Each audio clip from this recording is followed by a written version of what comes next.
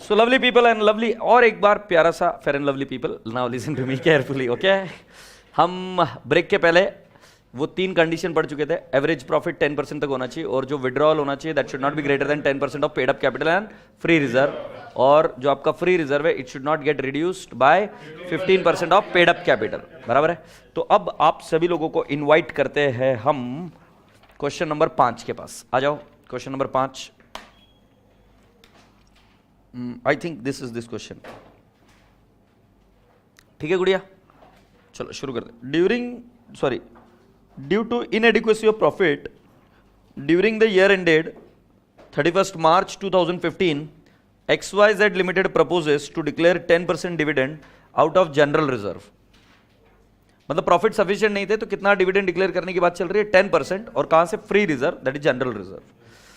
From the following particular, ascertain the amount that can be utilized from general reserve according to the company's declaration of dividend out of reserve rules 2014। अब बेटा 17,500 के preference shares है, 17,50,000। Always remember, even if the examiner doesn't give a clear cut instruction, but before you give equity dividend you should always make the provision for preference dividend, always, okay, they have got a priority. Then what is the next? 8 lakh equity shares, 80 lakh उनका equity share capital है। GR, CR, revaluation reserve और net profit, इनमें से मैं ये बता दूं ये फ्री रिजर्व आपके नहीं है। कौन से? सीआर और RR, they are not free reserve. आगे, average rate of dividend in the last 5 year has been 12%।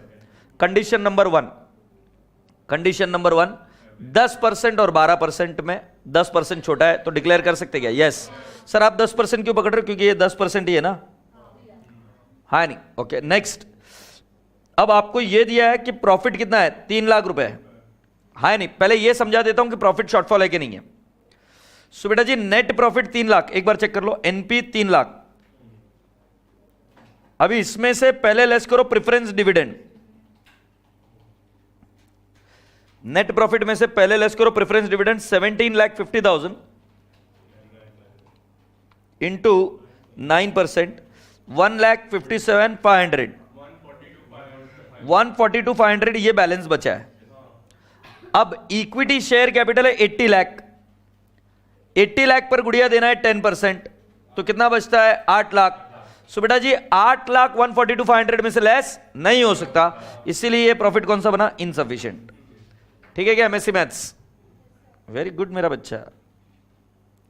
सो 147,500 ये प्रॉफिट इनसफिशिएंट है। Can I take it to the next step now? Okay, अब जरा ध्यान से सुनो। पहली कंडीशन थी कि average profits average rate of dividend से कम होना चाहिए, तो 10%। पहली कंडीशन सेटिस्फाइड है क्या? दूसरी कंडीशन क्या? पहले ओरली चेक कर लेते। 15% ऑफ पेड अप कैपिटल और free reserve and free reserve, ठीक है। अब जरा ध्यान से देख बेटा, हमें 80 लाख में का 8 लाख देना है। सो अपने पास 142,500 तो इधर से गया, तो सॉरी 8 लाख इसमें से माइनस करेंगे तो शॉर्टफॉल पता चलेगा। इसमें से 8 लाख माइनस करेंगे तो तुम्हें शॉर्टफॉल पता चलेगा।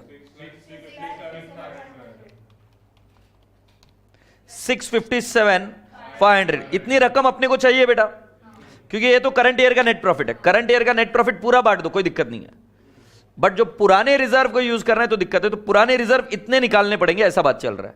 अब पहली कंडीशन क्या है? कितना विड्रॉ कर सकते हो? 10% of paid up capital plus free reserve. तो बेटा एक काम कर, पेड अप कैपिटल कितना है? 17,50,000 प्लस 80 लाख प्लस 25 लाख, हाँ या ना? कितना आएगा बेटा? 17,50,000 plus 80 lakh plus 25 lakh into 10%, तो कितना निकाल सकते हो तुम? 12,25,000। सो क्या बेटा 6,57,000 इस लिमिट में बैठ रहा है क्या? हाँ, अरे हाँ नहीं, उन्होंने बोला कि जो विड्रॉ करना है वो कितना मैक्सिमम कर सकते हैं? 10% of paid up capital and free reserve, तो मैच हो गया। अब दूसरा क्या है? 657,500 मान लो निकाल दिया, तो फिर बचा हुआ जो है free reserve, it should B how much? 15% of paid up capital. तो देखते बेटा जीआर कितना है? 25 लाख है क्या? 25 लाख में से हमने विड्रॉ कितना किया? 657,500 तो बेटा बता मुझे कितना आएगा, 25 लाख माइनस 657,500, तो कितना बच गया बेटा, 18,42,500, हाँ नहीं। और बेटा पेड अप कैपिटल कितना है, 17,50,000 प्लस 80 लाख, तो इस बच्चे का बोलना पड़ रहा है 97,50,000, इसका 15%,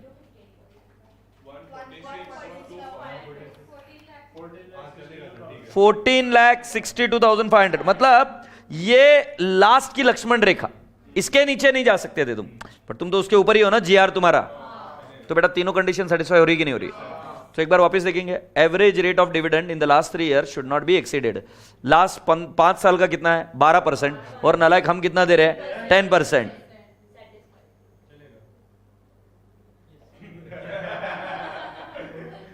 यस सर, क्या यस? ओके कोई बात नहीं, इमोशनल मार दिया बेबी ने एकदम लास्ट में, हमने टेक्निकल क्वेश्चन पूछा, बेटा इमोशनल मार के एग्जिट हो गया। ठीक है, अब क्या बोलेंगे अभी? ठीक है ये बहुत बेकार है इंडिया में, बट ठीक है, कांट हेल्प इट। तो बेटा पहला एवरेज रेट ऑफ डिविडेंड की बात हो गई। अब दूसरा क्या है बेटा जी, जो आप विड्रॉ करने वाले हो इट शुड नॉट एक्सीड 10%। तो हमने देखा विड्रॉ कितना करना है, 657,500 कर रहा है, और 10% कितना बन रहा था बेटा जी उस केस में, अपना 10% बन रहा था 12,25,000, हाँ नहीं, तो वो सेकंड कंडीशन भी सेटिस्फाई हो गई। और तीसरी कंडीशन क्या कि विड्रॉवल के बाद का हमने लिमिट निकाला, कितना है 1842,500, इतना ही तो विड्रॉ करना था ना, फिर 1842,500 निकाला, फिर उसको बोला कि जो पेड अप कैपिटल का 15% निकाला। अगर ये हमारा अमाउंट बचा हुआ is greater than this amount, then we can say that अपनी तीनों ही कंडीशन सेटिस्फाई हो चुकी है। तो इस बार क्वेश्चन का आंसर का प्रेजेंटेशन देखना भी जरूरी है। Agreed? So please come down to this part, मैं आपको आंसर प्रेजेंटेशन दिखाता हूं आपके मॉड्यूल में। इसका क्या लिख रही है गुड़िया? हाँ,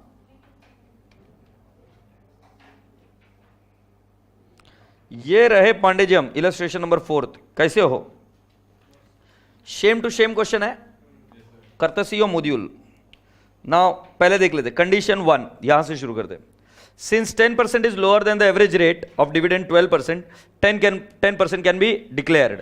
तो पहले क्या लिखा हमने, प्रोविजन लिखा, और प्रोविजन के बाद में उसका सोल्यूशन दे रहे कि हाँ ये किया जा सकता है। वेरी गुड नालायक गाय छाप। Maximum amount that can be drawn from the accumulated profits and reserves should not exceed 10% of paid up capital plus free reserve। बेटा paid up capital equity share capital 80 lakh है, प्रेफरेंस शेयर कैपिटल 17,50,000 है, और GR 25 lakh है, तो उसका कितना आएगा बेटा जी 10%, तो कितना आ रहा है 12,25,000। तो हम क्या लिखेंगे, since the amount to be withdrawn is only how much, amount to be withdrawn नहीं, amount to be withdrawn is 657,500 ना। सो हम क्या लिखेंगे, since the amount to be withdrawn is only 657,500, second condition is also satisfied. आगे, the balance of reserve after withdrawal, अगर आपको याद होगा तो 18,42,500 हमने निकाला था, 25 लाख माइनस 657,500, से यस और no, should not fall below 15% of the paid up capital. और पेड अप कैपिटल क्या है 80 प्लस 17,50,000, कितना आएगा बेटा जी 97,50,000। ध्यान से समझना, ऊपर वाली कंडीशन पेड अप और फ्री रिजर्व पर है, और तीसरी वाली कंडीशन सिर्फ पेड अप पर है ना। सो ये कितना आ रहा है 14,62,500, तो अपना reserve is already greater than 14,62,500 ना। तो अपना आंसर क्या है, since all the 3 conditions are satisfied the company can withdraw 657,500 from the accumulated reserves, yes और नो। और ये 657,500 कैसा है, तो हमने ऐसे दिखाया, डिविडेंड कितना डिक्लेयर करना 8 लाख, और हमारे पास कितने प्रॉफिट है करंट ईयर का 3 लाख, उसमें से पहले क्या दिया प्रेफरेंस डिविडेंड, तो बच गया कितना 142,500। ये 8 लाख में से माइनस किया तो इतना शॉर्टफॉल है, ये फ्री रिजर्व से निकालना है। से यस और नो, क्या कहते हो? अभी आंसर लिखना है कि you will be able to do it? लिखना है, लिखना है आंसर। चलो शुरू करते। छोरी बोली लिखना है तो लिखना है, बात खत्म हो गई। So let's start.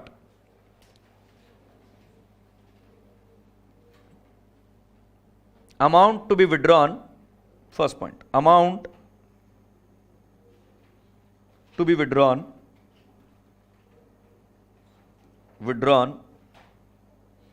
from free reserve,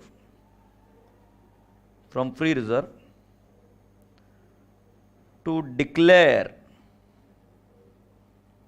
dividend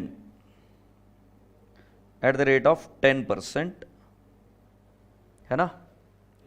So I'll write down dividend payable.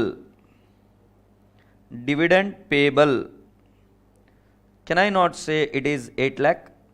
And how did I calculate 8 lakh? It is simple, 80 lakh into 10%. 8 lakh. Do you all appreciate? फिर उसके बाद में क्या करेंगे? डिविडेंड पेबल 8 लाख है, फिर क्या करेंगे? सो हम लिखेंगे current year profit. Current year profit. How much is current year profit? 3 lakh less. Very good. Preference dividend, क्योंकि पहले ये देना पड़ता है. अब कुछ बच्चे मुझे ये क्वेश्चन पूछेंगे, सर आपको कैसे पता कि जो प्रॉफिट है 3 लाख उसमें से प्रेफरेंस डिविडेंड लेस नहीं किया हुआ है? Always remember, if somebody uses the word profit, you'd never debit appropriation from it. मतलब प्रॉफिट में सिर्फ एक्सपेंसेस लेस होकर प्रॉफिट निकला होता है. Dividend is an appropriation to owner. तो मतलब ये 3 लाख बिफोर डिविडेंड ही है. समझ में आ रहा है? इसीलिए दोबारा लेस कर रहा हूं, मतलब दोबारा नहीं, सॉरी, इसीलिए लेस कर रहा हूं. कितना लेस करना पड़ेगा गुड़िया? सो कैन आई नॉट से 17,50,000 इंटू, बताओ 17,50,000 इंटू 9%? 157. दैट्स अगेन लवली बेटा. अब ये कितना आया? 144. तो ऐसा बोली छोरी, 142,500. एग्रीड? तो ये 142,500 इधर से लेस कर दूं क्या? तो फिर हम क्या लिखेंगे? Amount required to be withdrawn from free reserve. So हम क्या करेंगे? 8 lakh minus 142,500, it turns out to how much? 657,500.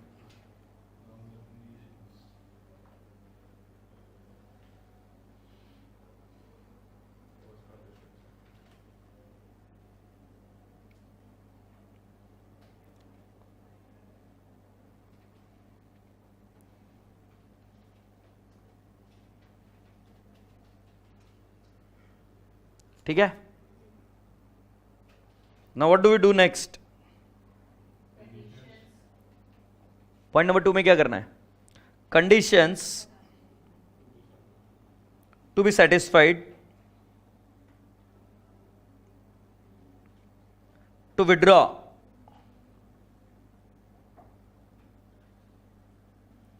$657,500 from free reserve. बराबर है? कंडीशन 1, कंडीशन 1 या ए क्या लिखेंगे? Average rate of dividend, average rate of dividend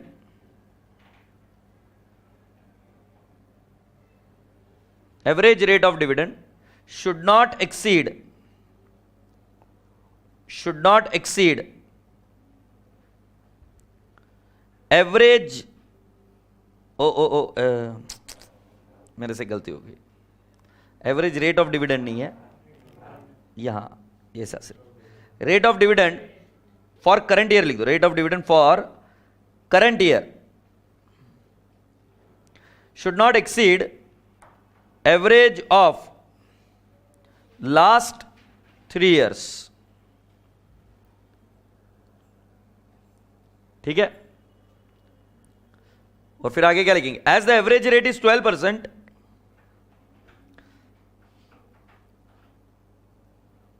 as the average rate is 12% and current year rate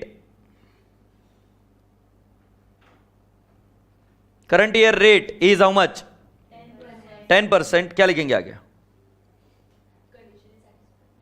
condition 1 is satisfied. हाँ, ये ले, ए is satisfied. खुश? ढूंढ जन्नत. हाँ हाँ ठीक. ए हो गया क्या? ओ बाबू, बी क्या है? Okay, amount to be withdrawn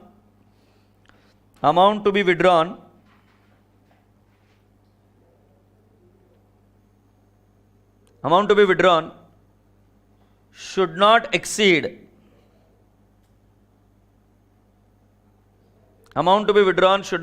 what? 10% of paid up share capital plus free reserve.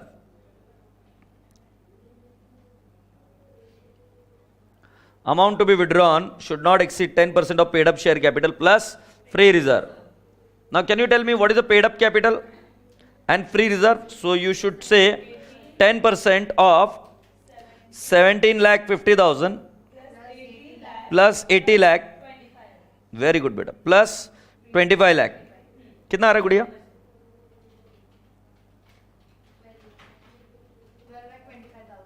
12,25,000.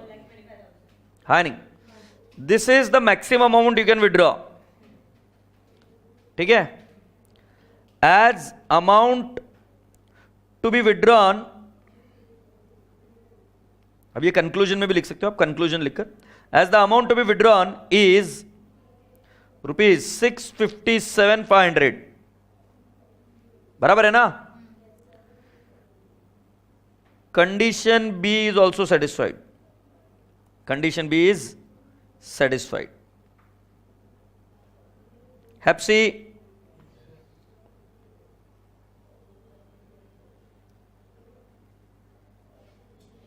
फिर सी पॉइंट क्या है?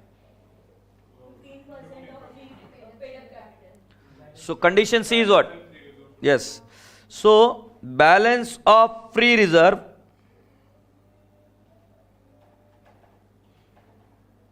should be at least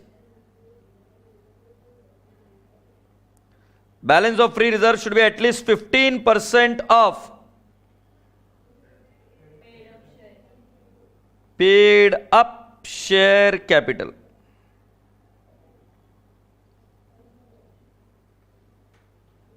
बराबर है ना? So therefore it should be how much? 15% of 17,50,000 plus 80 lakh. कितना आ रहा बेटा? 60 to 500. ये इतना मिनिमम मेंटेन होना चाहिए. अच्छा, balance of free reserve after declaration, ये लिखना जरूरी था. Balance of free reserve after declaration, as balance of free reserve is, free reserve कितना रहेगा बेटा जी अपना? 25 लाख माइनस 657,500. इतना ही यूटिलाइज कर रहे हैं ना अपन तो. कितना? 18 42,500. So what we will say? This condition is satisfied. Condition C is also satisfied.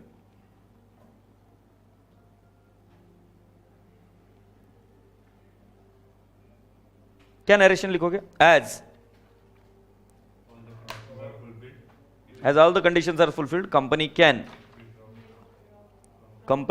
declare a dividend at the rate of 10%.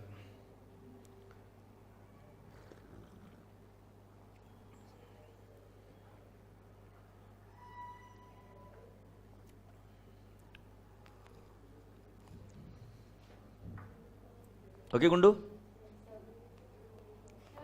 हाँ बेटा, हाँ देखो ना बेटा. रफ वाला क्यों देखना है बेटा?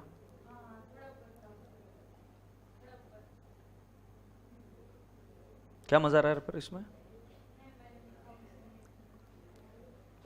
अरे गुड़िया भी आंसर लिख लिया ना. पता नहीं क्या खा के आते हो कि तंग करना है, मतलब करना है. जय देगा बड़े वाला.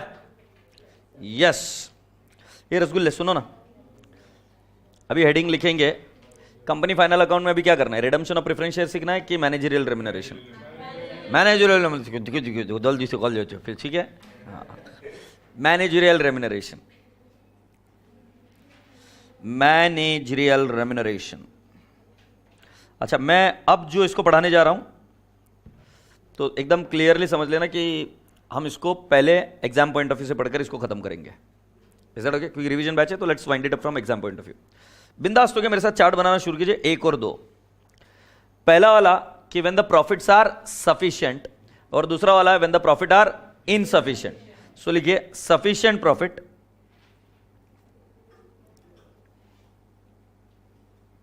सफिशिएंट प्रॉफिट और इनसफिशिएंट प्रॉफिट। सफिशिएंट प्रॉफिट और इनसफिशिएंट प्रॉफिट। हैप्पी? अब मेरा बच्चा पूछेगा सफिशिएंट प्रॉफिट और इनसफिशिएंट प्रॉफिट का मतलब क्या है? जैसे बेटा अगर कंपनियां बहुत तगड़ा अच्छा प्रॉफिट कमा रही है, उदाहरण के तौर पर विप्रो, राइट, गूगल, इन कंपनियों के सीईओ को पैसा कैसे मिलता है? On the basis of the profit they earned. एक लिमिट दी जाती है, मतलब मैनेजरियल लेवल पर्सन को जो पैसा दिया जाता है that is on the basis of what? Their performance. But sometimes some companies don't perform at the beginning stage, like Jio शुरुआत में लॉस में रहेगा, इंफ्रास्ट्रक्चर कंपनी है, टेलीकॉम कंपनी है। एयरलाइंस कहां से प्रॉफिट में आ जाएगी? एकदम से। एयरलाइंस का जो एयरक्राफ्ट होता है, it is capital intensive industry, आपको बहुत सारे एयरक्राफ्ट लगते हैं। अब जाहिर सी बात है जितने एयरक्राफ्ट आप खरीदोगे उसका डेप्रिसिएशन हिट मार जाएगा P&L अकाउंट को, और जैसे P&L अकाउंट को हिट मारेगा depreciation, it will get converted into loss. तो क्या इनको मैनेज करने वाले सीईओ को पैसा मिलेगा ही नहीं? क्या मिलना चाहिए? Are you getting my point? Yes. तो इसलिए 2 तरीके से इनको डिवाइड किया गया, एक सफिशिएंट प्रॉफिट और एक इनसफिशिएंट प्रॉफिट। अब जो सफिशिएंट प्रॉफिट है इसका मीनिंग समझने की कोशिश करो। इसमें मुझे एक बात बताओ, प्रॉफिट आप निकालते हो, कहां निकालना सीखा आपने प्रॉफिट? P&L account. और फिर इनकम टैक्स में क्या करते हो? पीजीबीपी में क्या करते हो? अब ये बिल्कुल सही बोला सर, अकाउंट्स में भी प्रॉफिट ही निकालते हैं, बट इनकम टैक्स के रूल्स अलग है। तो इनकम टैक्स के हिसाब से हम क्या निकालते हैं सर? प्रॉफिट और एक बार इनकम निकालते हैं, है ना? वैसे क्या है बेटा जी, जो प्रॉफिट आप निकालते हो वो शेड्यूल 3 के हिसाब से ये प्रॉफिट सेक्शन 198 के लिए मंजूर नहीं है। इस प्रॉफिट में कुछ दुरुस्तियां करनी होती है और फिर आपको करेक्ट वाला प्रॉफिट निकालना पड़ता है। एग्रीड? तो जब आप प्रॉफिट निकालोगे for managerial remuneration purpose only, for calculation purpose only, इसको कैलकुलेट करते हो एक दिमाग में रखना कि जिसके वजह से मैनेजर के वजह से अगर पैसा कमा रहे हो तो उसको उस पर रेम्यूनरेशन मिलनी चाहिए। उदाहरण के तौर पर ये संतोष मेरा मैनेजर है, क्या देख क्या रहे हो? संतोष मेरा मैनेजर है, तुमको हंसी आ रही ना? लाइक हाँ नहीं। अब संतोष मेरे को एक दिन बोला, सर मैं तुम्हारा मैनेजर हूं, मेरे को क्या मिलेगा? मैंने बोला भाई जो कंपनीज एक्ट में वो दे दूंगा, 5% दूंगा तेरे को, 5%। संतोष खुश। फिर तुम्हें पता है मैंने क्या किया? मैं राजस्थान से हूं, राजस्थान में हमारे पूर्वजों की जमीन बेची है हमने, उस पर प्रॉफिट हुआ। संतोष आया एकदम भाई की स्टाइल में, संजय दत्त की स्टाइल में, सर मेरा 5% दूं क्या? बशी गेट लास्ट। समझ में आ रहा है कि नहीं आ रहा है? क्योंकि बेटा जी उसमें उस व्यक्ति का कोई रोल था ही नहीं।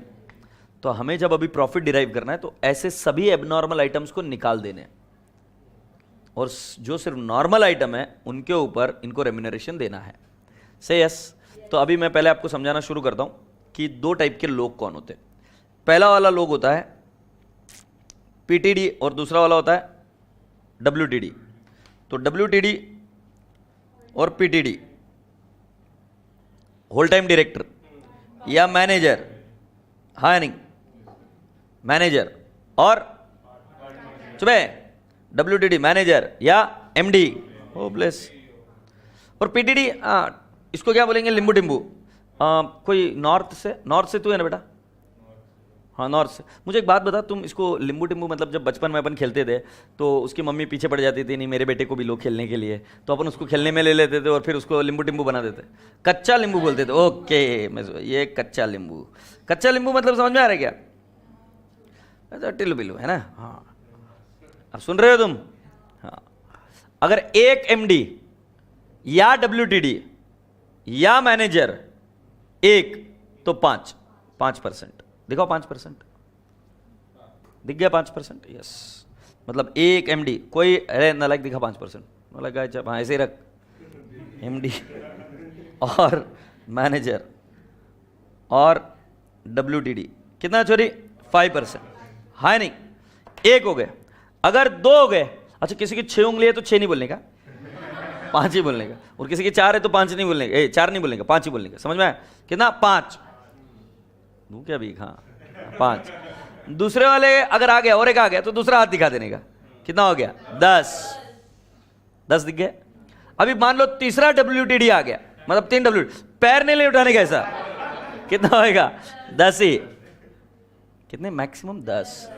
चलो एक MD 5, एक MD एक WTD 10, है नहीं, और एक और नहीं चुप रहे, और एक MD आ गया 10, एक और WTD आ गया 10, क्योंकि मैक्सिमम उंगलियां 10 है, 10%, ठीक है। रुक रहे भाई, सो मैं लिखूँ क्या? 2 MD हो नहीं सकते यार, अब मेरा थोड़ा लॉ वीक है, बट एक सिर्फ manager plus MD 10%, manager plus MD plus WTD भी 10%, मतलब ये जो फुल टाइम है ना उसके लिए 10% है। फिर क्या हुआ, एक बार है ना उनको अपन ने खेलने के लिए लिया नहीं, किसको? वो टिल्लू बिल्लू को, PTD को। तो PTD फिर खेलना चालू किए उनके उस पर, ठीक है, उनका खेलने चालू किया। 4-5 लोग थे PTD खेलने को, चलो तो कितने 3% मिलते उनको, ऐसा 3%, हाँ, गेटिंग माई पॉइंट, 3%। तो मतलब ये अकेले खेले ना 3%, अकेले मतलब कोई नहीं है, और MD रहा तो 3% नहीं है, झापट, MD रहा तो 3, चुप झूठी। अगर MD रहा ना तो 3% नहीं, उनका कितना है मैं बताता हूं। अब ये देखो कैसा रहता, उनकी मम्मी कैसे लेके आती उनको खेलने के लिए, नहीं हमारे बेटे को भी खिलाओ ना, वो फिर अपन कुछ बोल नहीं सकते, आंटी उसको नहीं आता है, नहीं ऐसे नहीं, फिर वो कैसे सीखेगा बेटा खिलाओ, तो फिर लेकर जाके अपन खिलाते करते। याद आ रहा है कि नहीं आ रहा? अपने साथ में भी ऐसा हुआ होगा, तो सुनो नलाई को तुम भी गए थे ऐसे खेलने के लिए। तो ये देखो, एक MD और एक मैनेजर 10, वो PTD आता है सर, आया अंदर, ये PTD बाहर, ये PTD अंदर आया, जबरदस्ती आ रहा है, दिख रहा है क्या? तो कितना है 5, 10 और ये 11, एक, मतलब कितना 11% हो जाता है, मतलब मैक्सिमम रेम्यूनरेशन इज 11%। सो बेटा ध्यान से समझना, MD के साथ PTD का मैचिंग हुआ तो PTD को 1% मिलता है, PTD अकेले खेलेंगे तो 3%, बट अगर वो साथ में आ गए तो ये 1%, समझे कि नहीं? अभी सोचो, देखते तुम्हारा लॉजिक डेवलप हुआ कि नहीं। एक MD और एक PTD, एक MD 5%, एक PTD 6%, दिख रहा है कि नहीं दिख रहा है? हाँ, तो ऐसे ध्यान में रखना। तो अब चलो एक बार गेम खेल लेते। MD 5%, एक MD एक मैनेजर 10, एक WTD और ऐड हो गया 10, मैक्सिमम 10, उनके लिए फुल 10, ठीक है। PTD ऐड हो गया 11, एक MD गया छोड़कर, एक MD और एक ये 6, और वो अकेले खेल रहे हैं। कौन अकेले खेल रहे हैं? PTD। तो कितना 3%। Have you all understood? So 3%, 5%, 10% और 11% of what? Of profits. But profit कौन सा? As per schedule 3? No, we'll have to recalculate that profit and give them their remuneration। और ये रेम्यूनरेशन कैलकुलेट करते वक्त ट्रिक एकदम सिंपल है, जो कमाने में उनका हाथ नहीं है उसको रिवर्स कर दो, जिसमें उनका हाथ है उनको रखो। जैसे loss on sale of land, वो बोलेगा मेरे वजह से नहीं हुआ, तुमने लॉस डेबिट किया, उसको वापस क्या करो? प्रॉफिट में ऐड। और अगर profit on sale of land होगा, वो क्या हुआ होगा? ऐड। तो वो क्या, हम क्या बोलेंगे उसको? लेस करेंगे। से यस। तो ऐसे और कुछ आइटम है जो हमको देखना है। Happy? So boys and girls, you're all requested to come down to page number to study the theory.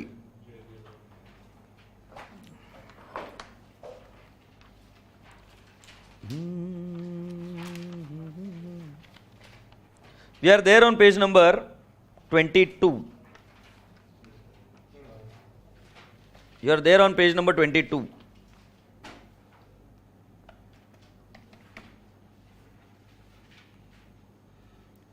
पहले मैनेजरियल रेम्यूनरेशन ही दिख रहा है क्या हेडिंग? उस मैनेजरियल हेडिंग में in case company is having adequate profit दिख रहा है। WTD एक है, कितना लिखेंगे? 5%, दिख रहा है क्या? फिर WTD और managing director where there is more than 1, 10%। अगर इससे ज्यादा और हो गए 10%। फिर बेटा मैनेजर भी बताया उसका 5%, ठीक है। बट मैनेजर, एमडी, ये सब मिलाकर कितना होएगा? 10%। आगे, director who is neither a whole time director nor a managing director, हाँ नहीं? अभी सुनो ना, नहीं सर घाई नहीं, फिर उसके आगे ये डॉट, ये से डॉट है, ये प्रिंटिंग मिस्टेक है, और उसके अंदर a, if the company has a managing और होल टाइम डायरेक्टर और अ मैनेजर तो 1%। मतलब पीटीडी और मैनेजर या पीटीडी और डब्ल्यूटीडी कोई भी मिक्स एंड मैच हुआ तो पीटीडी के लिए 1% है, पार्ट टाइम के लिए कितना है? 1%। बट इन अदर केस, मतलब जब वो अकेले खेलते, ये इधर एक लाइन आनी बाकी है बी, तो उसके लिए कितना है? 3%। एक बार पढ़े देखो, director who is neither a WTD nor MD if the company has MD और होल टाइम डायरेक्टर और मैनेजर, कितना परसेंट है? 1%। और in all other case it is how much? 3%। All managerial person taken together 11%। मतलब maximum 11% के ऊपर नहीं जाना। समझ में आया ना? तो कैसे करना? माहौल है भाई, माहौल। तेरे जैसा तू अकेला ही है कि नहीं? अब बेटा मैनेजरियल रेम्यूनरेशन कैलकुलेट करने के लिए सेक्शन 198 में हम प्रॉफिट कैलकुलेट करेंगे। अब एमएससी मैथ्स देख, सेक्शन 198 में प्रॉफिट कैसे कैलकुलेट हो रहा है, सुन रहे हो? पहली चीज उसमें लेना पड़ता है नॉर्मल प्रॉफिट। नॉर्मल प्रॉफिट कैसे निकलता है पता है क्या? सेल्स लेना कि नहीं लेना? लेना, सेल्स नॉर्मल है। सैलरीज लेना कि नहीं लेना? लेना। तो sales plus closing stock minus purchases minus opening stock minus wages minus salaries minus electricity expenses minus advertisement minus interest on debenture, ये सब माइनस करोगे कि नहीं करोगे? हाँ, क्योंकि तभी तो नॉर्मल प्रॉफिट निकलेगा भाई। तो ये वाला जो सेक्शन है ना, ये सेक्शन 37 जैसा इनकम टैक्स एक्ट का जनरल। तो ये पूरी चीज नहीं बोलेगा ये भी लेस करो, ये भी लेस करो, ये भी लेस करो, ये भी लेस करो, नहीं। वो बोल रहा है, जब बोला कि नॉर्मल प्रॉफिट निकालो तो नॉर्मल प्रॉफिट निकालते आता है। कुछ एबनॉर्मल आइटम के बारे में ये हमको ज्यादा जानकारी देगा कि ये लेना है कि नहीं लेना है। बाकी तो नॉर्मल प्रॉफिट जैसे निकाल रहे हो वैसे निकालो। तो काय हे डोक्यात कळ देगा, ये नॉर्मल प्रॉफिट मतलब जैसे आप नॉर्मली निकालते आए हो वैसे नॉर्मली निकालोगे। से यस हो पांडे जी, ये याद चाहिए, बराबर से देखने का है। दूसरा, subsidies received from government should be added. Now which subsidies? As per AS 12 if there are revenue subsidies it should be what? Added. उदाहरण, BPCL को गवर्नमेंट से सब्सिडी मिली तो सब्सिडी क्या करेंगे? ऐड। एग्रीड। IIM कॉलेज, इस college को अगर मान लो सब्सिडी मिली गवर्नमेंट ऑफ इंडिया से तो क्या करेंगे? ऐड। एग्रीड? यस। तो पहला वाला subsidies add. Next, less all usual working charges, मतलब जिसके बारे में आपको पता ना हो ना एग्जाम में तो मेरे को याद रख लेना, अगर वो यूजुअल नॉर्मल वर्किंग चार्जेस है तो क्या कर देना? लेस। ओके। फिर बोनस और कमीशन भी क्या करना? Less. Tax notified by the central government in the nature on excess और एबनॉर्मल प्रॉफिट, लिख लीजिए ऐसा कोई टैक्स भारत में मौजूद नहीं है। ए झंडू बम, टैक्स लेस करना अलाउड नहीं है। ये कौन सा वाला टैक्स है? कोई एबनॉर्मल प्रॉफिट पर टैक्स लगाए तो वो लेस करेंगे। एग्रीड। अब मैं आपसे एक तुरंत लगे हाथों पेज नंबर 24 पर आ जाओ। 24 पर आ जाओ इधर। तो सी को इधर और एक चीज लिख दो, रेफर पेज 24, रेफर पेज 24। मैं समझा दूं एकदम अच्छे से, देख गुड़िया। 24 पर जब हम आते हैं तो क्या लिखा है heading? Do not deduct the following income tax other than covered above. Income tax other than covered above मतलब ऊपर वाला। तुम्हारे दिमाग में भेजे में कुछ जा रहा है कि ऊपर बोल रहा है साला नालायक एग्जामिनर लेस कर, और नीचे बोल रहा है कि मत कर। मेरा बच्चा बेचारा कंफ्यूज हो गया, पूछ रहा क्या लेस करूं क्या नहीं करूं। अगर मान लो युद्ध हुआ कोई, और युद्ध के वक्त गवर्नमेंट ने स्पेशल रिक्वायरमेंट के लिए कोई टैक्स एडिशनल लगा दिया तो वो टैक्स लेस होगा। बट अगर इनकम टैक्स है तो इनकम टैक्स लेस नहीं होगा। इनकम टैक्स मतलब नॉर्मल इनकम टैक्स। तो मैंने ऊपर ही बोल दिया ना, भारत में ऐसा कोई टैक्स अभी मौजूद नहीं है जो क्या है? ऑन एक्सेस और एबनॉर्मल प्रॉफिट, ऐसा कोई टैक्स अभी मौजूद नहीं है।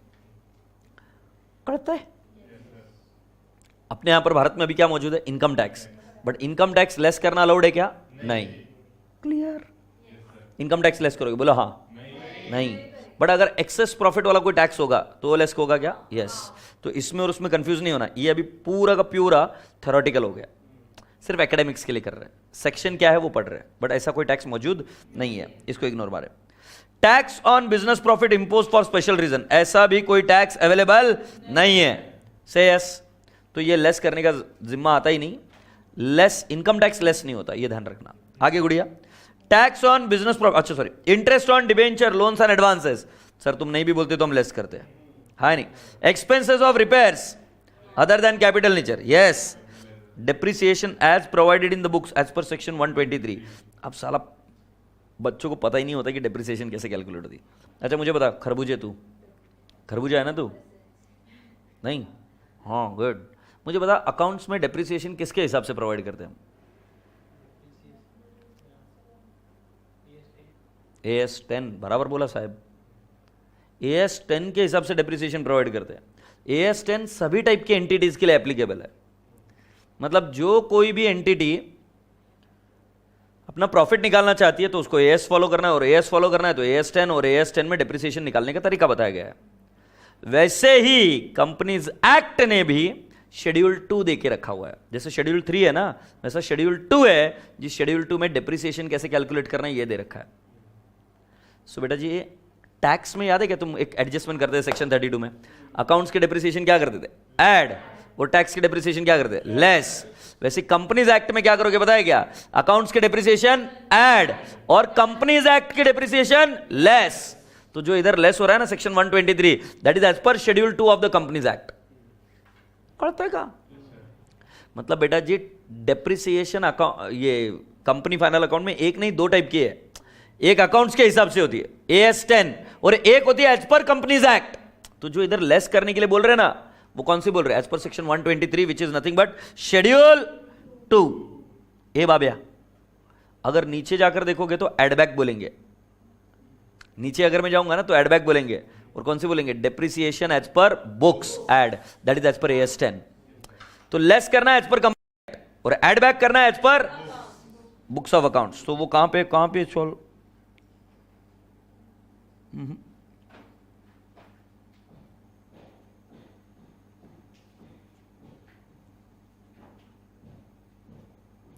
बेटा एक नोट लिख दीजिए इधर, depreciation as per AS10 PPE, depreciation as per AS10 PPE will be added back.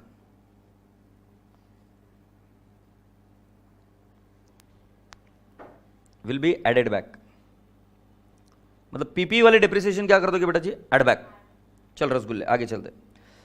Outgoing inclusive of contribution made under section 181, इसका मतलब क्या है कि अगर आपने कुछ डोनेशन दिया है, अगर आपने कुछ डोनेशन दिया हुआ है, एग्रीड, तो उसको क्या करोगे आप? लेस।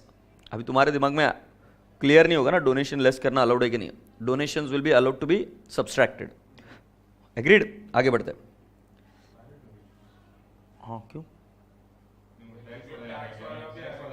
अच्छा तुम्हें टैक्स वाला याद आ गया? नहीं, donations are allowed to be subtracted. excess of expenditure over income which had arisen while computing net profit in accordance with section which begins on or after the commencement of this act. Now देखो जरा, excess of expenditure मतलब क्या? खर्चा। over what income, इसका मतलब वो loss की बात कर रहे हो। तो अगर आपका पुराना कोई लॉस है तो वो आप क्या कर सकते हो? लेस कर सकते हो while calculating the net profit। अब ये सेक्शन रिडंडेंट है, क्यों मैं आपको बताता हूं। ये देखो पहले पढ़ो, excess of expenditure over income, loss which had arisen while computing net profit in accordance with this section which begins on or after commencement of this act to the extent not adjusted। But बेटा जी हम तो हर साल पहले ही loss calculate कर उस साल का loss रख देते, एग्रीड और नॉट? तो ध्यान में रखना, जब कोई लॉस था पिछले साल और वो पिछले साल का लॉस पर हम उसको रेम्यूनरेशन दे नहीं पाए थे, और उसको कौन से बेसिस पर दिया था? इनसफिशिएंट प्रॉफिट के बेसिस पर दिया था। बट अभी जरूरी हो गया ना कि मेरा पिछले बार का कुछ लॉस है तो करंट ईयर के प्रॉफिट में से उसको पहले एडजस्ट करूंगा मैं, तभी रेम्यूनरेशन प्रॉफिट के बेसिस पर दूंगा ना। हम किसी मैनेजर को क्या बोलेंगे? तो इस साल प्रॉफिट कमा रहा है भाई, बट मैंने एज अ ओनर पिछले 3-4 साल तक लॉस बियर किया है। वो 3-4 साल का लॉस जब एक बार एडजस्ट हो जाएगा तेरा, उसके बाद में अगर कुछ प्रॉफिट बच रहा है तो मैं तेरे को रेम्यूनरेशन उस पर परसेंटेज दूंगा, हाँ या ना? Are you getting my point? तो वो कुछ नहीं, loss to be adjusted. Now next, compensation और damages paid by virtue of legal liability. Underline the word legal liability. मेरी बात सुनो, अगर तुमने वॉलेंट्रीली पेमेंट किया कोई, तो वो अलाउड नहीं है डिडक्शन. समझाऊं? जैसे मान लो तुमने कॉन्ट्रैक्ट तोड़ा और कॉन्ट्रैक्ट टूट जाने की वजह से तुमको देना पड़ रहा है, तो देना पड़ रहा है, that is as per law, तो वो क्या होगा? लेस होगा. Legal liability as per law will be subtracted. तो मान लो तुमने कॉन्ट्रैक्ट लिया था कि हम 100 दिन में काम कंप्लीट कर देंगे, बट आप 100 दिन में कंप्लीट नहीं कर पाए, तो तुम्हारे ऊपर पेनल्टी लगी, तो पेनल्टी लेस करनी पड़ेगी, वो एक्सपेंस है.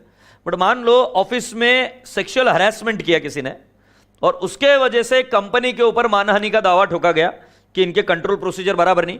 कंपनी कहती है कि मेरा नाम ना खराब हो जाए, इसलिए कंपनी ने विक्टिम को बहुत ज्यादा पैसा देकर और उसको कहा कि we are really sorry, we are apologising in the public, but please do not drag our name into the court, we are ready to compensate you. ऐसा हुआ है बड़ी बड़ी कंपनियों के साथ. जब ऐसा होता है, इन्फोसिस के साथ हुआ ऐसा. So when this kind of things happen, they don't want to drag their name for long. They settle the money and they shut the case. Agreed? और एकदम पूरा ओपन में पब्लिक में सेटल होता है केस. पैसा देकर काम खत्म करते हैं. वो बोलते हैं कि हम जो कुछ भी हुआ वो गलत है, हम उस इंसान को फायर कर रहे हैं और तुम्हें उसके लिए हम compensate. Now this is a voluntary damages paid. It is not as per law. So here in this case it will not be subtracted. सो नीचे आ जाइए, इधर लिखा हुआ है वॉलेंट्री डैमेजेस. ये देखो, point number B, compensation damages or payments made voluntarily will not be deducted. Are you getting my point? तो ऊपर क्या लिखोगे, इधर क्या लिखोगे? रेफर पेज 24 ही ना, ये ऊपर से रिलेटेड है. Now next, insurance premium. बेटा इंश्योरेंस प्रीमियम मुझे बताने की जरूरत नहीं, लेस होगा. और next, debts considered as bad debts, ये भी लेस होगा. एग्रीड और नॉट? सो कुल मिलाकर पहले एक बार ये चेक कर लेते कि क्या क्या लेस होगा. All usual working charges. Tax less नहीं होगा, बट स्पेशल रीजन के लिए लगाया गया टैक्स लेस होगा. गवर्नमेंट ग्रांट क्या होगी? ऐड होगी. अगर कोई आपने डोनेशन दिया है तो वो क्या होगा? Less. Depreciation as per section 123 less होगी. अकाउंट्स में दी गई डेप्रिसिएशन क्या होगी? ऐड. बैड डेट्स लेस होगा. और नेक्स्ट वाला कौन सा है? Legal expenses which are as per law will be subtracted, but अगर कोई वॉलेंट्री कॉम्पेंसेशन है वो लेस नहीं होगा. Done done. यस. अब बेटा जी next, do not take credit of the following. मतलब do not add. Do not take credit मतलब पी एंड एल अकाउंट को क्रेडिट करते मतलब प्रॉफिट में ऐड करते हैं ना. तो do not take credit of securities premium. अरे हम ऐसा भी नहीं लेते यार. सिक्योरिटीज प्रीमियम हमारे को सुंदर टीचर ने बचपन से सिखाया बैलेंस शीट में लेने का. अपन पी एंड एल अकाउंट में नहीं लेके जाते, अपन छिछोरे नहीं है. हाँ नहीं? सो बेटा जी securities premium will not be added. बोलो ना हाँ. तो ये क्लियर है. Profit on sale of forfeited share, बचपन से सिखाया अपने को ठोक ठोक के. क्या कहां डालने का? Profit on forfeited share, CR, capital reserve. तो अपन होशियार है, अपन पी एंड एल अकाउंट में नहीं लेते. है नहीं? कैपिटल नेचर का प्रॉफिट ऐड नहीं कर सकते. कौन सा प्रॉफिट बेटा? बिल्डिंग को बेच दिया, लैंड को बेच दिया, प्लांट एंड मशीनरी को बेच दिया, ये कैपिटल प्रॉफिट है. So do not take credit of capital profit. At the same time loss भी less नहीं होगा. So बेटा जी capital profit do not add. और नीचे आ जाओ, नीचे आ जाओ. C point, loss of capital nature. हाँ या ना? तो ये दोनों पॉइंट कंपैरेटिव में पढ़ लिए. प्रॉफिट नहीं लेंगे, कैपिटल लॉस भी नहीं लेंगे. शाबाश मेरे रसगुल्ले. सो ये कौन सा पॉइंट हो गया? A, B, C. और बेटा जी D बाद में देखेंगे, पहले E. Are you ready? Okay. अब मुझे बताओ, अगर तुम्हारी असेट की वैल्यू चेंज हुई, हो गई, तो वो रिवैल्यूएशन रिजर्व में जाता है क्या? उसको पी एंड एल अकाउंट में लेके जाते हो क्या? नहीं. तो और एक पॉइंट लिख कर दिया, any change in the carrying amount of asset और liability recognised in equity reserve. अपन बचपन से होशियार है, वो रिवैल्यूएशन रिजर्व में जाता है. पी एंड एल अकाउंट में कहीं को लेके जाते हैं? हाँ नहीं? सो मुझे लगता है ई पढ़ा दिया, डी अभी तक पढ़ाया नहीं मैंने. अच्छा, सेम तरीके से लॉस भी तो हो सकता है ना. असेट और लाइबिलिटी की वैल्यू अगर चेंज हुई तो लॉस भी हो सकता है, डाउनवर्ड रिवैल्यूएशन. तो वो भी लेस नहीं करना है. जब तुम प्रॉफिट रिकॉग्नाइज नहीं कर रहे तो वैसे ही लॉस भी रिकॉग्नाइज नहीं करना है. सो कुल मिलाकर ए बी सी डी इधर के पॉइंट हो गए. अब मुझे लगता है एक ही पॉइंट रहा डी. ठीक है, सुन रहा है ना तू? अब ये पॉइंट एग्जाम में आया नहीं है, पुराने टेक्स्ट बुक में एक हाथ जगह पे है रेफरेंस में, तो आपको पता होना चाहिए, इसलिए मैं करवा कर दे रहा हूं अभी, सुन लीजिए, क्योंकि करते तो अच्छे से पूरा कर लेते।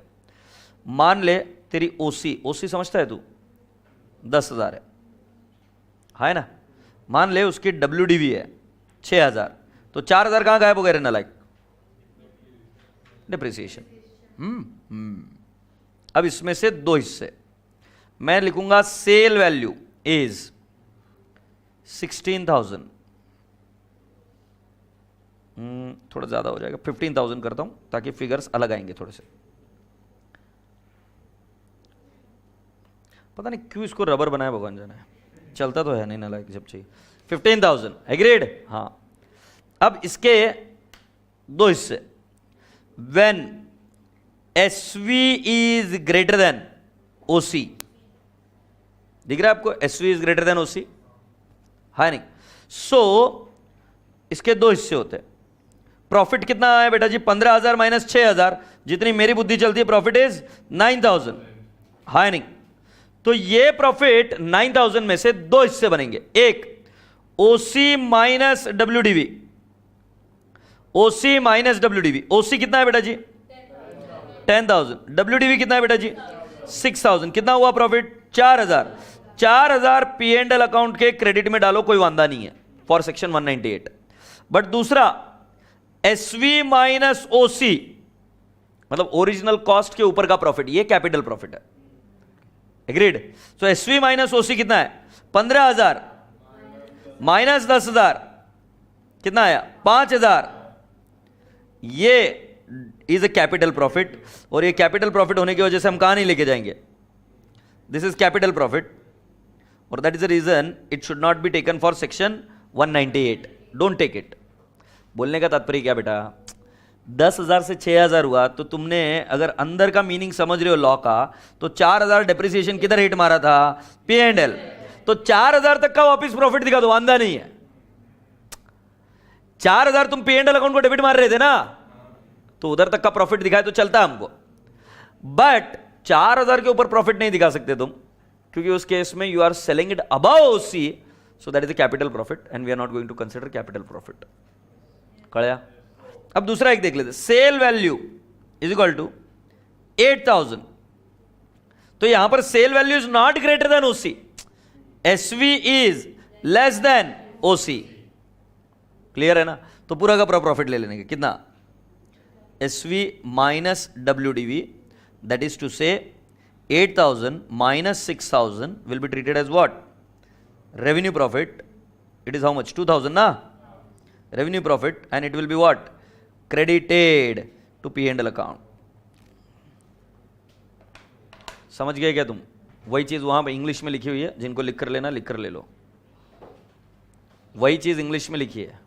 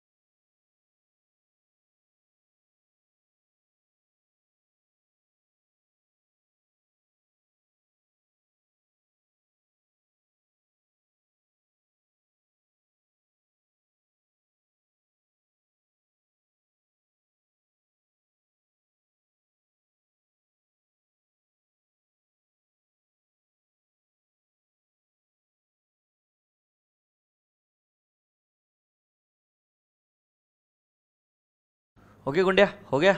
गुंडिया बोलता है हो गया मेरा। चलो फिर गुंडिया, किस बात की देरी है? शुरू करते हैं अगला लॉजिक। तो बेटा जी एक बार इंग्लिश में पढ़ लेते क्या, वो लिखा है क्या ऐसा ही? थोड़ा इंग्लिश ज्यादा है तो तुम बराबर से इंग्लिश लगाना तुम्हारी। Profit from sale of any immovable property, ये क्या बोला इधर? डू नॉट टेक क्रेडिट, मतलब ये लेना नहीं है बोला, बट पूरी बात क्या लिखे? Profit on sale of immovable property और fixed asset of capital nature का नहीं लेना है। अब तुम पूछेंगे ना कैपिटल नेचर क्या है, आगे बढ़ते। Unless the business of company consist whether wholly और partly of buying and selling such property और असेट। अब ये तो कॉमन सेंस है ना कि अगर तुम्हारा धंधा ही बाय और सेलिंग का है ऐसे एसेट्स का, तब वो प्रॉफिट लेंगे। जैसे मान लो तुम बिल्डर हो, तुम जमीन खरीदना बेचना करते हो या तुम बिल्डिंग बेचना खरीदना करते हो, उस केस में उस बिल्डिंग का प्रॉफिट लोगे तुम, क्योंकि that will become your trading activity. फिर आगे खोपचे में लिखा exception, any excess of sale value और WDV ऑफ द असेट, मतलब सेल वैल्यू किससे बड़ी है? WDV, to the extent of original cost of the asset is treated as revenue profit and included in income. मतलब SV is greater than WDV, नहीं WDV to the extent of OC revenue profit, उसके ऊपर capital profit. कड़ता है क्या है? तो इसको मैंने दो हिस्सों में डिवाइड कर दिया। SV is greater then what? OC। तो SV is greater than OC, profit जैसे SV माइनस WDV निकालते हो तुम, मैं मानता हूं वो बात, बट कितना वाला ऐड होगा? Only OC minus WDV। बोल इंग्लिश जास्त बोल की बोल। सेल वैल्यू 15,000 है, ग्रेटर देन OC है, राइट? तो कितना प्रॉफिट सेक्शन 198 के लिए ऐड करेंगे? तो you are going to take OC minus WDV, and what is OC? 10,000 minus WDV 6,000, 4,000 लेंगे। कड़िंग, ये रेवेन्यू प्रॉफिट, एड इट, और बचा हुआ कैपिटल प्रॉफिट। हैप्सी चुप है, ज्ञान नहीं बांटने का। सर ने टैक्स पढ़ाया हुआ है, मतलब मैं इस चीज में क्लियर हूं, ऐसा कुछ नहीं होता टैक्स में। Shall we go ahead? अभी तुमको मालूम है क्या जियो? तू जियो की मैनेजर है, बनेगी प्लीज? बहुत बड़ी कंपनी है, बन जाएगी, अच्छे से मैनेज करेगी, हर रोज काम करेगी। अच्छा मुझे बता, वो जियो का जो MD अगर होगा वो कम काम करता है कि बहुत काम करता होगा? मीडियम। क्यों? बस ऐसे ही बोलना है इसलिए, हाँ मीडियम। कैसे काम करता होगा? बहुत करता होगा, बहुत प्लानिंग। कितना ज़्यादा कॉम्पिटिटिव इंडस्ट्री है वो, और कितना काम चलते रहता है ना। अभी वो क्या जियो TV लेके आ रहे हैं, फिर जियो ये लेके आ रहे हैं, हाँ घर पर वो जो इंटरनेट है, उसके पहले जियो मोबाइल, फिर उसके प्लान कैसे होने चाहिए, टेस्टिंग करने का, implementation. It's a Herculean task है, कम ऑन। तो शुरुआत में कंपनी को प्रॉफिट हो रहा है कि लॉस हो रहा है? अबे साला, इतना बड़ा नेटवर्क डाला है, उसमें इतना इंफ्रास्ट्रक्चर गया है, उसके डेप्रिसिएशन में P&L अकाउंट मरा हुआ है अभी तक। समझ में आ रहा है कि नहीं आ रहा है? उसकी जो डेप्रिसिएशन है ना, वही ऐसी खतरनाक तरीके से हिट मार रही है P&L अकाउंट को कि उससे उभरे तो कहीं प्रॉफिट आए। अब डेप्रिसिएशन नॉन कैश एक्सपेंडिचर, तो मुकेश भाई को कोई तकलीफ नहीं है, क्यों? खर्चा ऐसा है जो डेबिट होता है P&L अकाउंट को, तो उससे दर्द नहीं होता है, खुशी होती है, क्योंकि टैक्स कम होता है। क्योंकि नहीं तो भी वो खर्चा क्या है? नॉन कैश है, कंपनी प्रॉफिट नहीं है, लॉस में, तो तुम फुकट में काम करोगे, है ना? ऑफ कोर्स, क्योंकि प्रॉफिट के ऊपर परसेंटेज बताया 5%, इधर तो लॉस है, तो लॉस में तेरे को परसेंटेज तेरे को देना पड़ेगा उल्टा। नहीं तो अरे गेटिंग माय पॉइंट? तो ये क्या छोरी फुकट में काम करेगी? फुकट में काम करेगी? नहीं भाई, जियो है, अपना काम है, करते, ऐसा नहीं है। उस केस में पूरी क्लास का ध्यान इधर, उस केस में जो ये मैनेज कर रही है ना, उसके ऊपर ये क्या मांगेगी? पैसा। ये क्या मैनेज कर रही है? जितना इन्वेस्टमेंट ये मैनेज कर रही है उसके बेसिस पर पैसा मांगेगी। उसको बोलते हैं इफेक्टिव कैपिटल एम्प्लॉयड। जैसे एक इंफ्रास्ट्रक्चर कंपनी है, पुणे में मेट्रो बन रही है, देखी क्या तुमने? कहां? कोथरूड में भी बन रही है, डेक्कन पर भी बन रही है ना?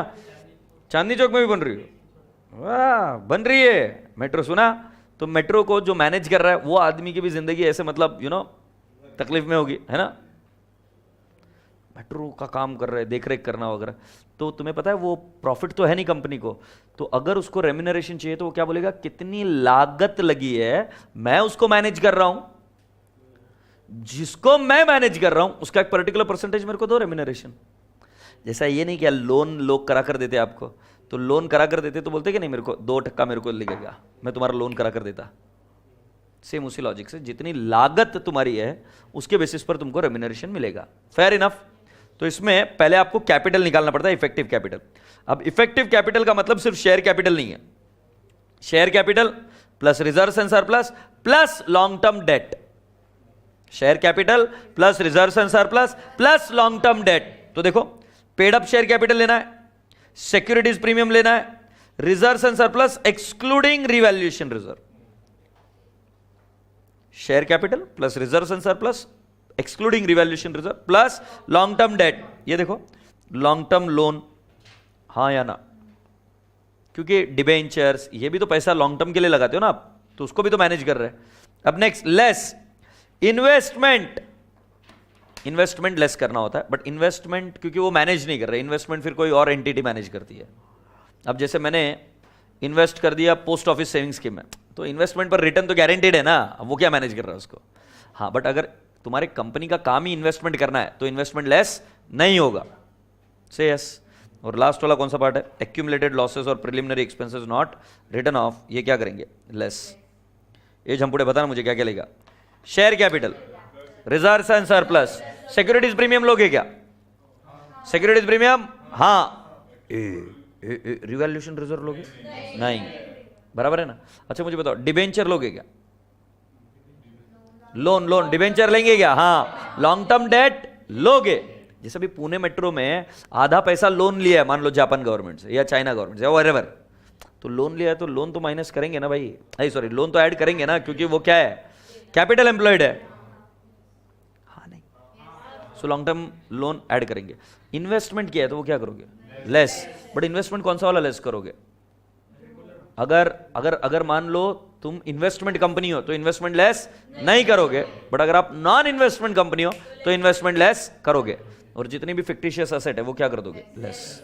Have you all understood, yes. So with this boys and girls, ये हो जाने के बाद आप ऊपर आ जाइए वापस इस चार्ट के पास। ये मेरा चार्ट दिख रहा है क्या, where effective capital is based on effective capital, दिख रहा है क्या आपको, वेयर इफेक्टिव कैपिटल इज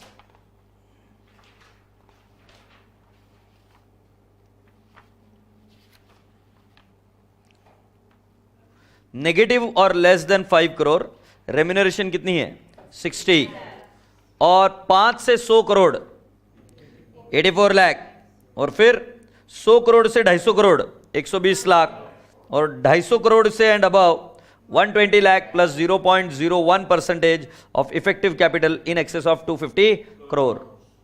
ये रेम्यूनरेशन में देखिए, वापिस से देखिए, नेगेटिव से लेकर 5 करोड़ तक 60 लाख, फिर 5 करोड़ से लेकर 100 करोड़ तक 84 लाख, फिर 100 करोड़ से लेकर 5 करोड़ से लेकर 100 करोड़ से लेकर 250 120 करोड़, और फिर नेक्स्ट 250 करोड़ एंड अबव, तो कितना 120 lakh plus 0.05% of effective capital greater than 250 lakh. अच्छा, अगर तुम स्पेशल रेजोल्यूशन पास कर देते हो तो आप डबल कर देने का, above limit shall be doubled if the resolution passed by the shareholder is special resolution, और अगर आप इसके ऊपर भी देना चाहो तो you can give it with the help of central government permission। जैसे Tata Motors once was into losses, क्योंकि ना उनकी नैनो चली, ना इंडिका चल रही थी, ना इंडिगो चल रही थी, ना सुमो, ना सफारी, सब गाड़ियाँ आउटडेटेड होने लग गई, और धीरे धीरे अशोक लेलैंड ने भी खतरनाक कंपटीशन देने लग गया, किसमें, कमर्शियल सेगमेंट में। फिर वोल्वो आ गया भारत में, भारत बेंज भी आ गया, which are dealing into what, earth moving vehicles. So severe competition to Tata Motors. उस केस में उनको जरूरी हो गया कि कोई उसी राइवल लेवल की कंपनी के किसी आदमी को उठाकर इधर लेकर आए। तो तुम्हें पता है कि उन्होंने क्या किया, उन्होंने मारुति के आदमी को उठाकर इधर लेकर आया। मारुति का जो आदमी था सुजुकी, उस आदमी को इधर लेकर आया। He was German based person, उसका नाम Butschek, and he was recruited in Tata Motors. तो वो आने के लिए तैयार नहीं, क्योंकि उसको तो मारुति सुजुकी में काफ़ी अच्छा रेम्यूनरेशन मिल रहा था। So then in India, then Tata Motors by taking the permission of the central government increased his revenue and got him recruited in Tata Motors। क्यों, सामने वाला आदमी कहीं को छोड़ के आएगा ना इधर, तो इधर कुछ ज़्यादा मिलेगा। तो so when he bargained for the remuneration, so then he was given more on the basis of the permission from the government of India। Have you understood? Yes। तो ये अल्टीमेट लिमिट नहीं है, इस लिमिट को भी बढ़ाया जा सकता है। अब आज हमारा काम है कि हम 2 क्वेश्चन की तरफ रुक करें पहले, और उन 2 क्वेश्चन के नंबर है बेटा जी, क्वेश्चन नंबर 1 और 2, उसमें से पहले हम करेंगे क्वेश्चन नंबर 2। ये इफेक्टिव कैपिटल के बेसिस पर है। अच्छा, ये सारी लिमिट आपको याद करनी पड़ेगी क्या? बिल्कुल करनी पड़ेगी, ठीक है। The following extract of the balance sheet of X limited was obtained. Balance sheet extract as on 31st March 2015, 20,000 14% preference shares of 100 each, 2 lakh equity shares of 100 each, and you have got 2 crore 20 lakhs. So बेटा पहला वाला authorised है, time pass लेने का नहीं है, नहीं तो एग्जामिनर पेट पकड़ पकड़ के हंसता है, बाबा ऑथोराइज पर रेम्यूनरेशन देके चला गया, इस बाबा को कॉस्टिंग में भी फेल करो। समझ में आया कि नहीं आया? तो ऐसा कुछ पागलपन करने का नहीं, ऑथोराइज नहीं लेने का। आगे, issued and subscribe capital, preference share लेने का क्या? लेने का। इक्विटी लेने का क्या? लेने का। उइला, शेयर सस्पेंस क्या है? शेयर सस्पेंस के बारे में नीचे लिखा है, छलांग लगाओ, छलांग लगाओ इधर। Share suspense account represents application money received on shares the allotment of which is not yet made. तो क्या वो शेयर कैपिटल बन गया है क्या? अलॉटमेंट नहीं हुआ तो क्या वो कैपिटल बन गया है क्या? मैंने तुमको क्या बोला? Take capital plus reserves and surplus plus long term debt. ये कोई लॉन्ग टर्म डेट है, ये कैपिटल है या रिजर्व्स एंड सरप्लस कुछ भी नहीं है। तो शेयर सस्पेंस अकाउंट को नहीं लेना है बाबू, हाँ नहीं। Capital reserve 1.5 lakh is because of revaluation reserve, लेंगे क्या? रिवैल्यूएशन रिजर्व नहीं लेना, बट बाकी के रिजर्व एंड सरप्लस लेते हैं। एक गुड़िया बता फिर कितना आएगा? 1,95,000 में से 1,50,000 माइनस किया तो कितना? 45,000 से यस। ओ ठाकुर, सिक्योरिटीज प्रीमियम लेना है क्या? तो सिक्योरिटीज प्रीमियम ले लिया, ठीक है। डिबेंचर्स लेना है क्या? पब्लिक डिपॉजिट लेना है क्या? डिपॉजिट ये शब्द शॉर्ट टर्म नहीं होता है, लॉन्ग टर्म होता है। और पब्लिक डिपॉजिट लॉन्ग टर्म लेना है कि नहीं लेना है? लेना है। एक cash credit loan from SBI लेंगे क्या? शॉर्ट टर्म नहीं लेने का। ट्रेड पेबल लेंगे, ट्रेड पेबल लेंगे क्या? ट्रेड पेबल लेंगे, लेंगे कि नहीं लेंगे ये बताओ, मेरे को ज्ञान मत बांटो। हाँ नहीं लेंगे क्योंकि शॉर्ट टर्म है। Okay, investment in shares and debenture, ये कौन सी कंपनी माइनस करती है? एक झापड़ लगाऊंगा, नॉन इन्वेस्टमेंट माइनस करती है। माकड़ साहब एग्जैक्टली उल्टा बोले। हाँ, क्योंकि उनका जिनका इन्वेस्टमेंट का धंधा है वो माइनस नहीं करेंगे, बट जिनका इन्वेस्टमेंट का धंधा नहीं है वो क्या करेंगे? माइनस। सो ये depends upon what kind of company it is. ये P&L अकाउंट डेबिट बैलेंस है, ये क्या? एक्यूमुलेटेड लॉस, इसको भी क्या करेंगे? माइनस। तो आगे बढ़ो। You are required to compute effective capital as per the provision of schedule 5। Would your answer differ if X limited is an investment company? Of course it will differ. Agreed? तो इसका answer बनाएंगे क्या? छोरी रुकी का है, फिर answer निकाल लेते हैं।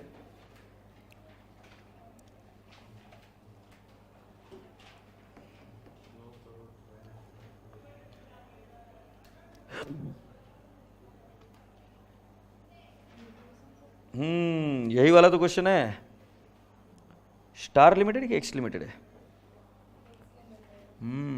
ये तो रिपीट हो गया भाई।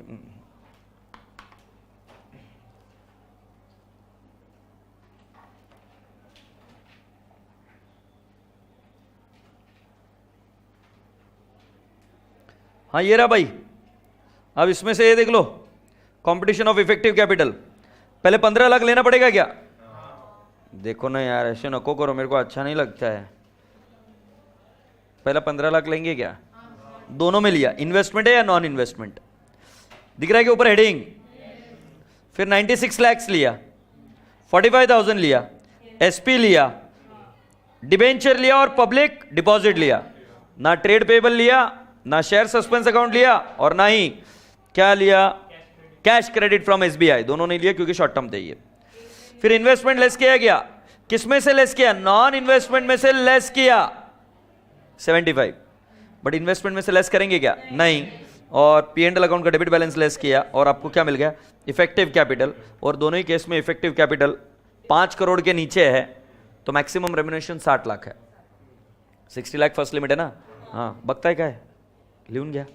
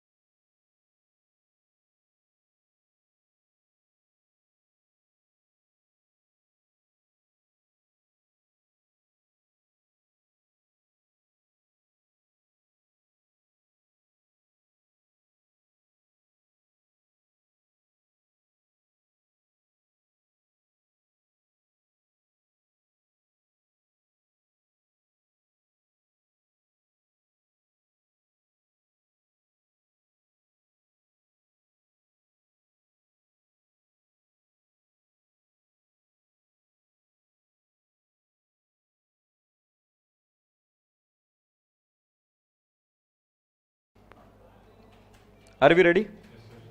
Okay, here we go. But I am now requesting you to come down to the question number 1.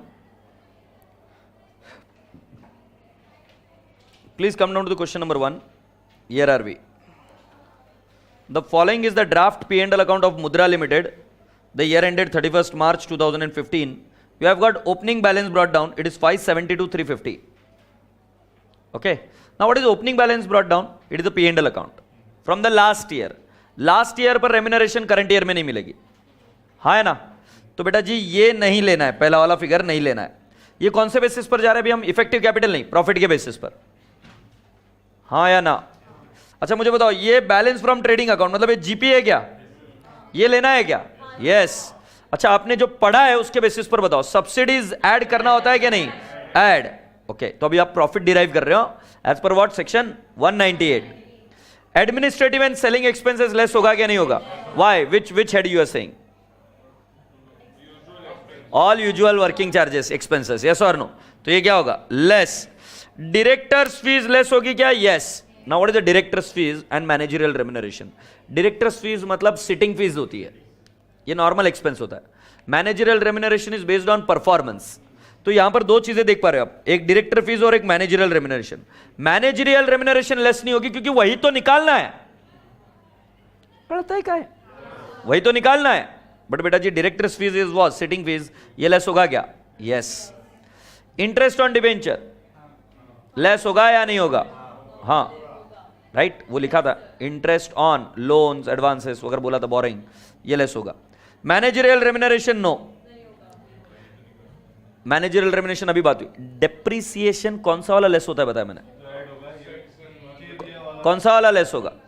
As per companies act. अब ये बच्चा पीछे पड़ गया, सर ये वाला ऐड होगा और दूसरा वाला लेस होगा। नहीं बेटा, अगर तू इससे शुरू करता ना तो ऐड कर कर फिर लेस करता। इसका इसका इसका इसका प्रॉब्लम समझ में? ये क्या बोल रहा है? ऐड करना। ऐड कब करना? जब वो मुझे ये वाला फिगर देते, क्योंकि इसमें डेबिट हुआ था ना वो, तो फिर हम ऐड करने की बात करेंगे। उसमें डेबिट हुआ था इसलिए अब क्या करेंगे? लेस हुआ था ना इसमें, तो इसमें ऐड होगा। बट बेटा अभी तो हम डायरेक्ट निकाल रहे हैं ना, तो इस डेप्रिसिएशन को हम क्या करेंगे? इग्नोर। और कौन सी वाली डेप्रिसिएशन लेस करेंगे? ये वाली, हाँ या ना? Now will you subtract provision for tax? मैंने कौन सा वाला टैक्स लेस करना अलाउड बोला है? स्पेशल रीजन के लिए कोई टैक्स रहा तो वो। प्रोविजन फॉर टैक्स तो नॉर्मल इनकम टैक्स है, क्या ये लेस होगा क्या? नहीं, मैंने बोला था इनकम टैक्स लेस नहीं होगा, तो ये भी लेस नहीं होगा। जीआर कोई एक्सपेंस है क्या? जनरल रिजर्व तो अप्रोप्रिएशन है, खर्चे लेस हो सकते हैं सर, नहीं तो ऐसे तो फिर कंपनीज मैनेजर्स को येड़े में निकालती रहेगी, बोले हमने जीआर में 90% पैसा ट्रांसफर कर दिया, अभी 10% पर तुम रेम्यूनरेशन लो। ऐसा नहीं, GR is appropriation, so GR less नहीं होगा। इन्वेस्टमेंट रिवैल्यूएशन रिजर्व नहीं होगा। और ये बैलेंस कैरी डाउन, ये तो बैलेंसिंग फिगर है, वो तो तुम निकालोगे। Depreciation on fixed asset as per schedule 2 of the companies act was 575,345. You are required to calculate the maximum limit of the managerial remuneration as per Companies Act 2013. क्या एक बार वापस देख लेंगे? क्रेडिट साइड में देखो, बैलेंस ब्रॉट डाउन क्या है? Opening P&L account, right? वो लेना नहीं है। Balance from trading account is what? GP लेना है। सब्सिडीज रिसीव्ड लेना है कि नहीं? Yes. Admin and selling distribution expenses, yes, less करना है। Directors fees less. Interest on debenture less. Managerial remuneration less नहीं करना। डेप्रिसिएशन ये वाला लेस नहीं करना। कौन सा वाला लेस करना? नीचे देखो, 575,345 लेस कर दो। अच्छा, प्रोविजन फॉर टैक्स लेस करना नहीं, क्योंकि वो इनकम टैक्स है। और जीआर नहीं। इन्वेस्टमेंट अलाउंस रिजर्व भी लेस नहीं करेंगे। वो जो बैलेंस आएगा वो कितना आ रहा है?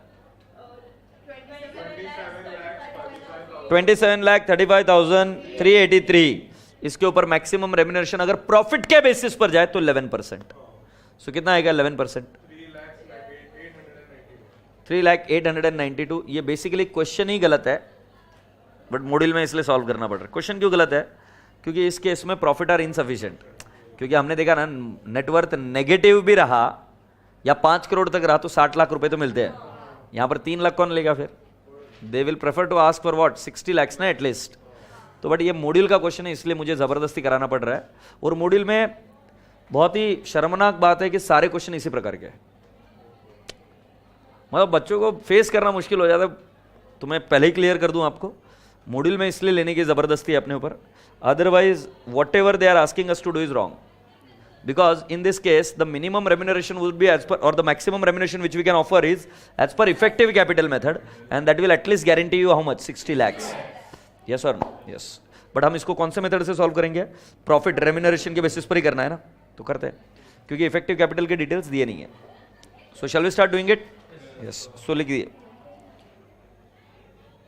Competition of net profit. क्या हो गुड़िया? Competition of net profit under section 198. तो पहले क्या लिखेंगे? Balance of trading account. इसको क्या बोलेंगे? GP. It should be added, I believe on the credit hand side it is 40,25,365. फिर बेटा नेक्स्ट है subsidies. Add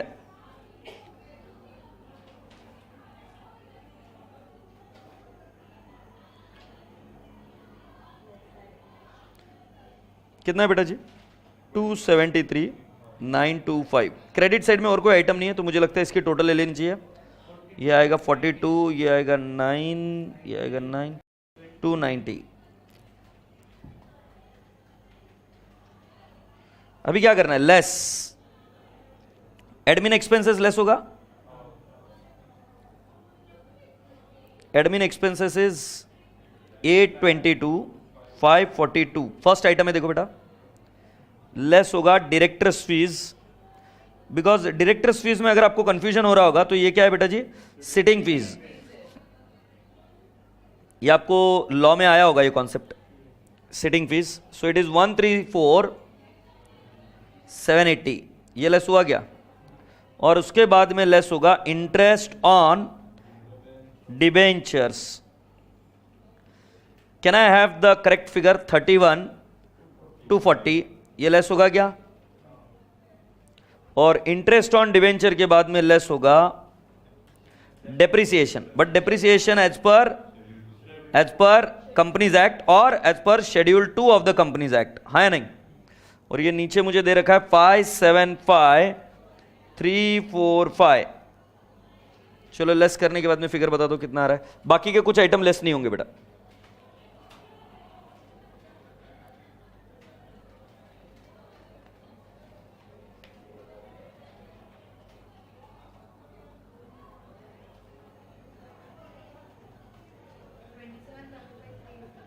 $27, $35, $383. So what is this? Profit under section 198. Maximum remuneration under section 190. Sorry, maximum remuneration is 11% ना बेटा.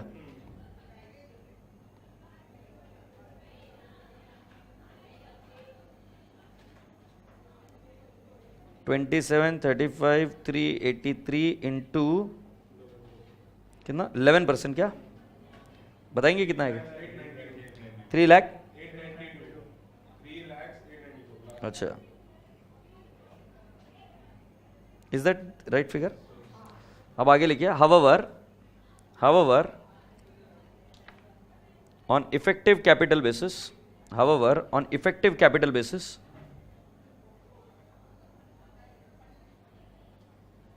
However, on effective capital basis, the limit will be 60 lakh per annum. However, on effective capital basis, minimum limit लिखो. Limit will be अपने को पता नहीं, क्योंकि अपने को effective capital पता नहीं. However, on effective capital basis,